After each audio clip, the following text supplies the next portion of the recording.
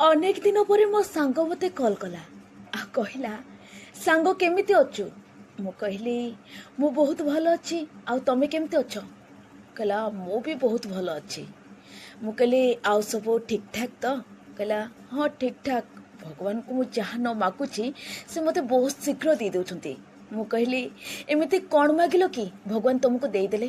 କହିଲେ, ମୋତେ ଯେଉଁଟା ମାନେ ବହୁତ ଡେରିରେ ମିଳିବା କଥା ସେଇଟା ମୋତେ ଅତି ସହଜରେ ବହୁତ ଶୀଘ୍ର ମିଳିଯାଉଛି।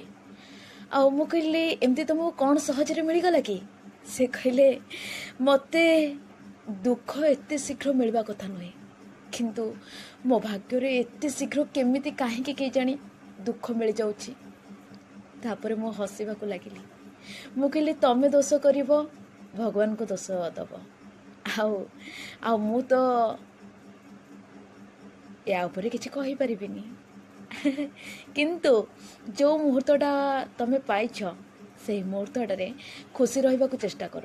ଆଉ ଦୁଃଖ ଯେତେବେଳେ ପାଉଛ ନା, ସେତେବେଳେ ଦୁଃଖକୁ ଭୁଲି ଟିକେ ହସିବାକୁ ଚେଷ୍ଟା କର। କାହିଁକି ନା ଏ ଜୀବନରେ ବହୁତ କମ୍ ଲୋକ ଥାଆନ୍ତି ଯେଉଁମାନେ ଅନ୍ୟକୁ ହସ ଦେଇଥାନ୍ତି ଆଉ ନିଜେ ମଧ୍ୟ ହସିଥାନ୍ତି। ହଁ, ଠିକ୍ କହିଲି ନା?